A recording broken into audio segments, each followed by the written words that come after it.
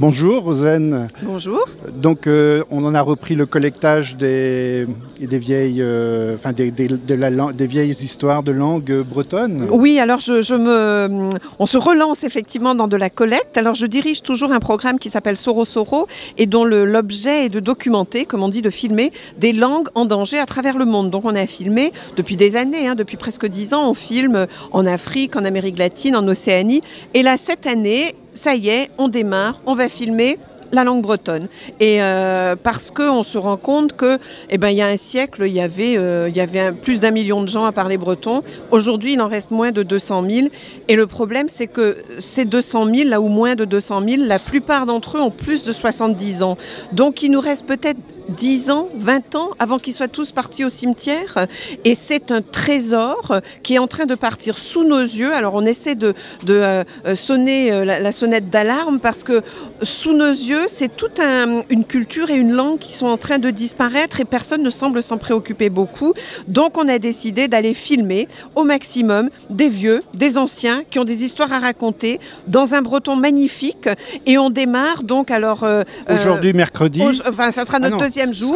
Ça sera notre deuxième jour et on va être en Centre-Bretagne, donc à Glomel le matin, chez Nicolas Quatmelec.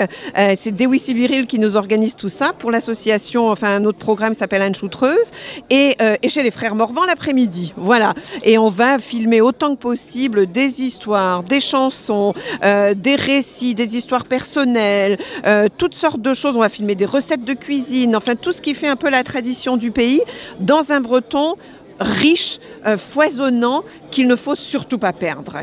Et on a des chances de voir ça. Alors on verra ça sur notre site qui s'appelle Soro Soro, c'est facile à trouver. Pas tout de suite parce qu'il faut le temps après de monter. Donc on va monter, faire les films à l'automne.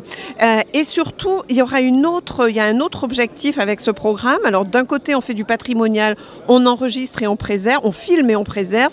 Et de l'autre côté, on veut que ça serve pour aider tous ceux qui apprennent le breton à bien apprendre le breton. Et c'est là qu'on est en partenariat avec ce programme qui s'appelle Anne Choutreuse, donc les chemins de traverse, puisqu'on constate que dans les années 70 ou 80, quand quelqu'un voulait apprendre le breton, on allait faire un stage à la ferme, parce que les paysans à l'époque parlaient breton. Donc on apprenait d'abord dans les livres ou à l'école, et après on allait faire son stage à la ferme. Mais aujourd'hui, quand on veut bien apprendre le breton, il n'y a plus les paysans, ils parlent plus breton, la plupart d'entre eux, et il n'y a plus d'endroit où on peut aller pour parler naturellement le breton, un breton du cru.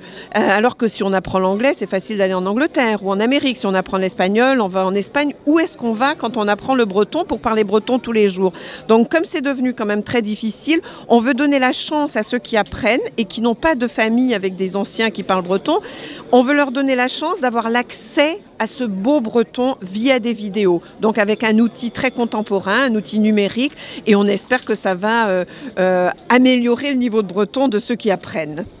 Merci Rosanne, donc c'est sorosoro.fr. .org. .org. Voilà, .org. Allez, merci. Kenavo.